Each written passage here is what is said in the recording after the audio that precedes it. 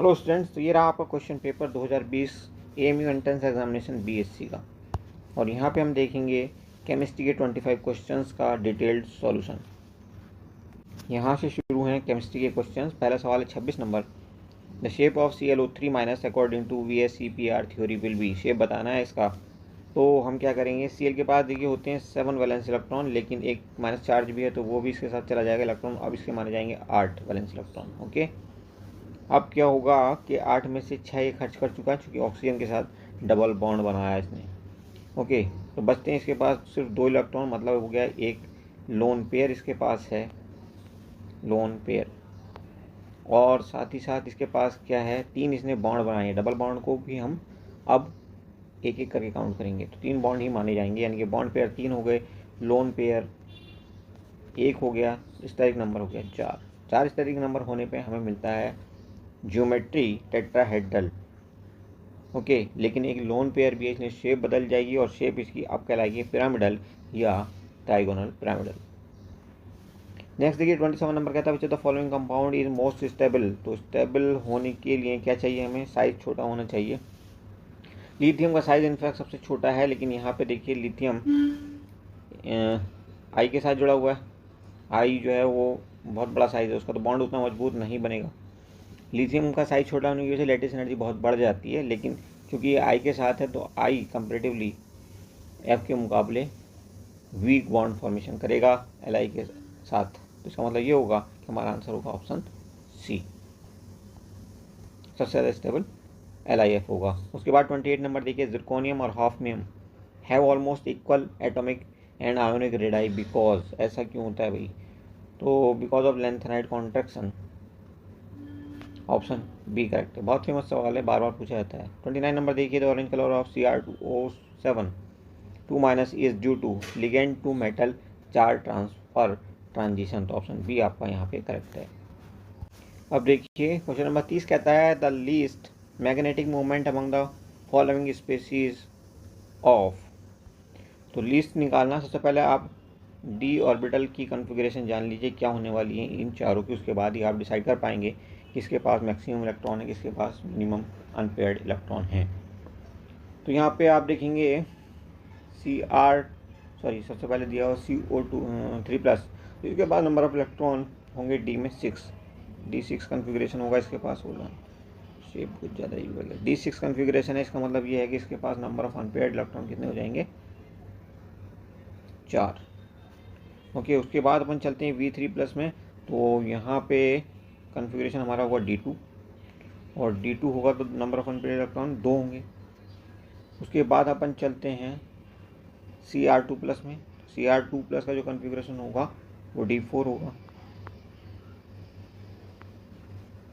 My God, D4 में number of maximum unpaired electron 4 हो जाएंगे, 4। उसके बाद बचता है आपका Fe3+, यहाँ पे D5 कॉन्फ़िगरेशन होगा और नंबर ऑफ अनपेयर्ड इलेक्ट्रॉन होंगे 5।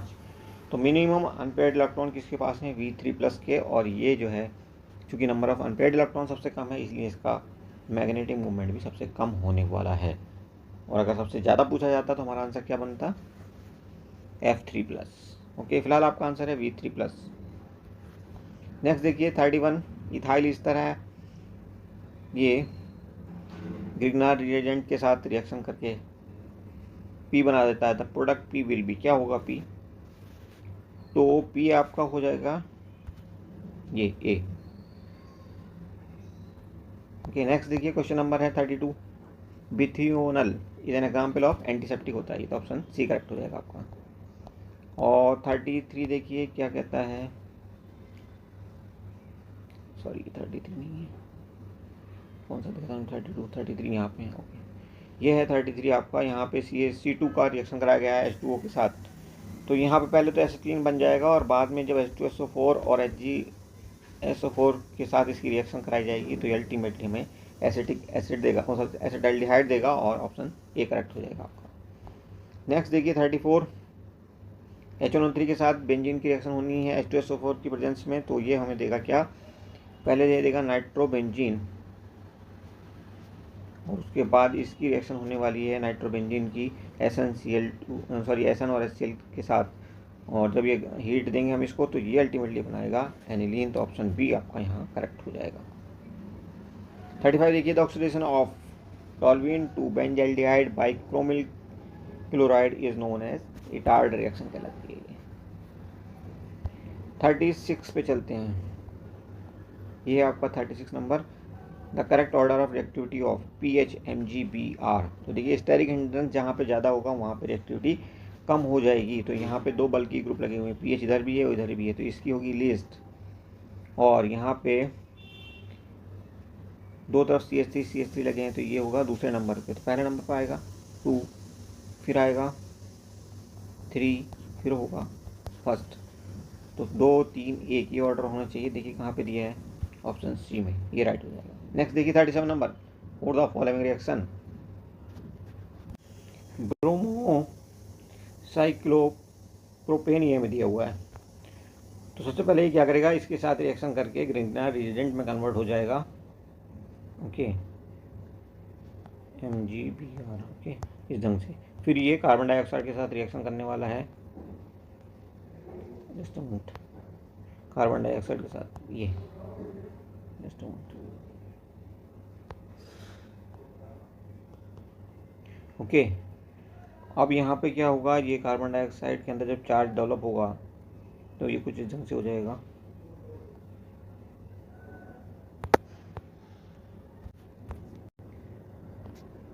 ये आपका ग्रिग्नार्ड रिएजेंट MgBr और ये डिस्टर्ब।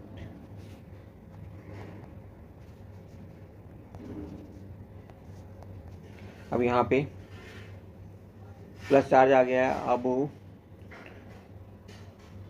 Mg के ऊपर क्या है, प्लस चार्ज है, और इसके ऊपर माइनस चार्ज हो जाएगा। तो ये आकर के इसके साथ अटैच हो जाएगा C के ऊपर यहाँ पे। और अल्टीमेटली जब हम H3O के साथ इसकी रिएक्शन कराएंगे एसिडिक मीडियम में, तो इसका मतलब ये होगा कि सीधे तौर पर ये कार्बोक्सिलिक एसिड में कन्वर्ट हो जाएगा और ऑप्शन ए आपका करेक्ट हो जाएगा। नेक्स्ट देखिए, methyl alcohol can be distinguished from ethyl alcohol using. तो ये होगा आपका आयोडोफॉर्म टेस्ट। और यहाँ पे जो इथाइल अल्कोहल है वो आपका पीपीटी दे देगा, जैसे C2H5OH। ये रिएक्शन करेगा बेस के साथ NaOH के साथ, ओके, आयोडीन की प्रेजेंस में। तो ये क्या बना लेगा, ये बना लेगा CH3 CHI3 आयोडोफॉर्म। ओके, इसका पीपीटी बना देगा ये। लेकिन मिथाइल अल्कोहल ऐसा नहीं करेगा, इससे हम पहचान लेंगे और इसी टेस्ट को हम कहते हैं आयोडोफॉर्म टेस्ट। नेक्स्ट देखिए 39 number, in H2O2 fuel cell the reaction at cathode is. Cathode पे क्या होगा जी, ये वाली रिएक्शन होने वाली कैथोड पे। ओके, और एनोड की रिएक्शन होगी आपकी ये वाली। नेक्स्ट टाइम हो सकता है आपसे एनोड की रिएक्शन पूछ ली जाए। 40 नंबर देखिए, which of the following does not depend on temperature. इनमें से कौन सा डिपेंड नहीं करता। तो जहाँ पे मोलरिटी का नाम आ जाता है समझिए वही आपका आंसर है, ऑप्शन सी करेक्ट हो जाएगा। 41 देखिए, which of the following has the highest boiling point. Boiling point निकालने के लिए आपको क्वांटा फैक्टर निकालना पड़ेगा। और यहाँ पे आप देखेंगे एल्युमिनियम नाइट्रेट दिया हुआ है, तो एल्युमिनियम नाइट्रेट कुछ इस ढंग से टूटेगा आपका AlNO3। ओके, तो यहाँ पे हमें मिलेंगे 3Al3+ और साथ में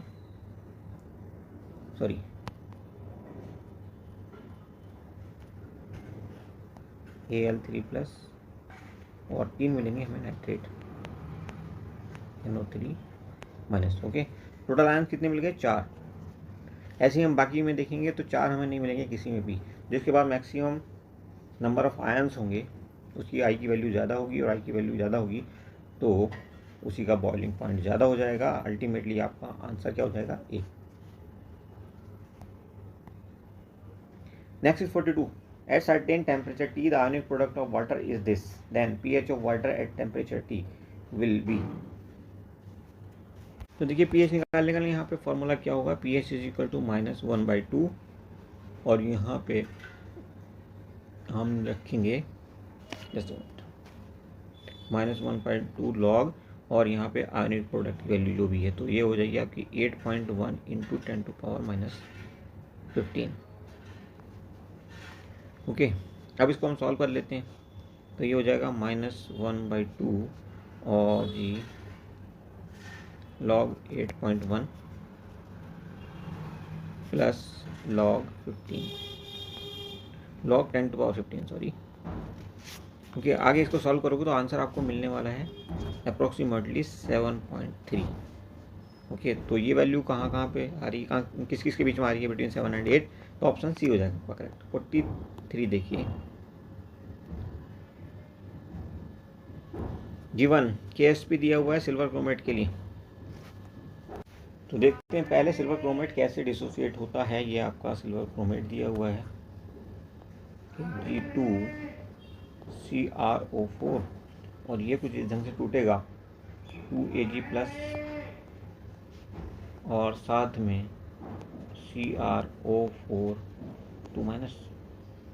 ओके, तो इसकी सॉल्युबिलिटी अगर हम माने है S तो ये हो जाएगा 2s की पावर 2 और इसकी हो जाएगी S। ओके, तो अल्टीमेटली यहाँ से हमें मिलेगा 4s की पावर 3 और यहाँ पे हमें KSP कितना दिया हुआ है, जब KSP निकालेंगे तभी ये चीज़ रखते हैं, ध्यान रखना। KSP हमें दिया हुआ है 4 × 10 to power 12, 4 × 10 to power 12। तो यहाँ से हमें S की वैल्यू मिल जाएगी कितनी, S मिल जाएगा हमें 10 की पावर -4, 10 की पावर -4। अब आई थिंक कोई दिक्कत नहीं होनी चाहिए, S की वैल्यू मिल चुकी है 10 की पावर -4 और हमारे पास क्या था जब ये डिसोसिएट हुआ था सॉल्ट, तो क्या मिला था हमें 2Ag प्लस। ओके, और हमसे पूछा क्या गया, हमसे सिल्वर आयन कंसंट्रेशन पूछी गई है। तो सिल्वर आयन का तो यही पोजीशन थी, तो यहाँ पे क्या था 2s था हमारे पास, तो इसको 2 से मल्टीप्लाई कर दो, यानी कि आपका आंसर कितना हो जाएगा 2 × दिस। ओके, ये हो जाएगी कंसंट्रेशन किसकी, AgN की। ओके, तो आंसर क्या हो जाएगा हमारा, आंसर हो जाएगा आपका B, option B is correct. Next आप देखेंगे, बहुत अच्छा सवाल है ये, delta H not of the following reaction must be the standard enthalpy of formation. तो देखिए दो कंडीशन लगती हैं, एक तो ये है कि जो ये standard enthalpy of formation define होती है वो 1 मोल के लिए होती है, तो जहाँ पे 2 मोल होंगे वहाँ हमारा आंसर नहीं होगा, तो हमारा आंसर ये नहीं होगा, यहाँ 2 मोल की बात हो रही है। ओके, दूसरा जो इसके कॉन्स्टिट्यूएंट हैं यानी कि रिएक्टेंट हैं वो अपनी नेचुरल स्टेट में होने चाहिए। तो यहाँ पे कार्बन दिया है ग्रेफाइट की फॉर्म में, बिल्कुल ठीक है, नेचुरल स्टेट होती है इसकी, और हाइड्रोजन गैस की फॉर्म में दिया, ये भी इसका नेचुरल स्टेट है, कोई दिक्कत नहीं है, तो ये तो आपका आंसर बन जाएगा। बाकी देख लीजिए बाकी 2 और जो बचे हैं वो क्यों नहीं बनेंगे आपका आंसर। तो यहाँ पे कार्बन डायमंड की फॉर्म में दिया, ये एक्सेप्ट नहीं होगा।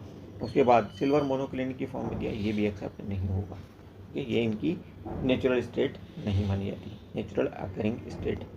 45 नंबर देखिए, most probable velocity of gas molecule is, तो ये होती है आपकी velocity possessed by the highest fraction of the total number of molecules, तो option D is correct. 46 the rate of a chemical reaction doubles for every 10 degree rise of temperature if the temperature is raised by 50 degree Celsius the rate of reaction increased by। तो हम मान लें कि rate of reaction पहले था R1 बाद में हो गया R2। ओके, तो रिलेशनशिप क्या होती है, रिलेशनशिप होती है R1 × 2 और difference in temperature that is 50 degree दिया हुआ यहाँ पे अपॉन 10, तो यहाँ से हमें मिल जाएगा 2 की पावर 5। तो यहाँ आप कह सकते हैं R1 × 2 की पावर 5 और 2 की पावर 5 क्या मतलब होगा 32, तो ये हो जाएगा 32R1, आप ऐसे कह सकते हैं। इसका मतलब रेट कितने गुना हो गया, 32 गुना हो गया और ऑप्शन बी आपका करेक्ट हो जाएगा। 47 नंबर देखिए, लीटर एटीएम पर केल्विन पर मोल the numerical value of R क्या होती है भाई, तो ये होती है 0.0821, या आप कह सकते हो इसको अगर यहाँ पे इंटू -3 कर दो 10 की पावर तो 3 पॉइंट हट जाएगा, यानी कि 82.1 2.1 × 10⁻³ और ऑप्शन कौन सा हो जाएगा आपका सही, बी। अच्छा सवाल था। 48 देखिए, the oxygen state of phosphorus in hypophosphorous acid is, तो हाइपोफॉस्फोरस एसिड हमारा क्या होता है, H3PO2 होता है ये, और इसको आप फॉस्फेनिक एसिड के नाम से भी जानते हो। ओके, H3PO2, और यहाँ पे फॉस्फोरस की ऑक्सीजन स्टेट अगर आप निकालोगे तो ये हो जाएगा X -4 + 3 = X = 1। ओके, यानी कि ऑक्सीडेशन स्टेट कितनी है, प्लस की 1, तो ऑप्शन ए करेक्ट हो जाएगा। उसके बाद 49 देखिए, ऑर्डर, बॉन्ड ऑर्डर पता करना है भाई और फिर अरेंज करना है। तो number of electron, valence electron पता कर लेते हैं, सॉरी टोटल इलेक्ट्रॉन्स। तो यहाँ पे ऑक्सीजन O2 की बात हो रही है, O2 प्लस की बात हो रही है, O2 माइनस की बात हो रही है और O2 2 माइनस की बात हो रही है। तो नंबर ऑफ इलेक्ट्रॉन पता कर लेते हैं यहाँ पे, valence electron, sorry total electrons. यहाँ पे होंगे 16, यहाँ पे होंगे 15, यहाँ पे होंगे 6, 17, यहाँ पे होंगे 18। तो ये 15 जब होता है तो बॉन्ड ऑर्डर क्या होता है हमारा, 3 होता है। जब 16 हो जाएगा, सॉरी 2.5 होता है, 2.5 होता है। यहाँ पे होगा 2, 17 पे होगा आपका 1.5 और जब आपका होगा 18 तो यहाँ पे हो जाएगा 1।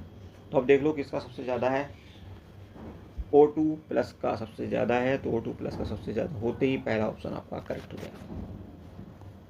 50 नंबर देखिए, hybridisation of xenon in XeOF2 molecule is. तो फिर से आपको ट्रिक बता देते हैं। Number of valence electron xenon में होते हैं 8। ऑक्सीजन के साथ उसने 2 खर्च कर दिए क्योंकि एक ऑक्सीजन अवेलेबल है। फ्लोरीन के साथ भी उसने कुछ खर्च कर दिए 2 इलेक्ट्रॉन, टोटल मिलाकर उसके बाद 4 इलेक्ट्रॉन बचे। मतलब ये हो गया कि उसके बाद 2 लोन पेयर हैं। क्या है, लोन पेयर, Lp2। अब 2 लोन पेयर आ गए उसके पास और बॉन्ड पेयर टोटल कितने, एक ऑक्सीजन के साथ और 2 फ्लोरीन के साथ, 3 बॉन्ड पेयर हो गए उसके पास, 3 Bp, 2 Lp। स्टैटिक नंबर कितना हो गया, 5। Sn स्टैटिक नंबर इज 5, तो 5 का मतलब हो गया sp3d। ये आपका हाइब्रिडाइजेशन हो गया, क्या, sp3d। और जब हाइब्रिडाइजेशन sp3d हो, लोन पेयर हो गए हों 2 आपके पास, हाइब्रिडाइजेशन ही पूछा है, शेप की तो बात ही नहीं की। ओके, अगर शेप की बात की होती तो ये हो जाता आपका टी शेप। ओके, तो ये हो गया 25 सवाल जो केमिस्ट्री से हमने कोशिश की है। ट्रिक का भी जहाँ तक हो सकता था वहाँ पे इस्तेमाल किया हमने। Thank you for watching, see you soon.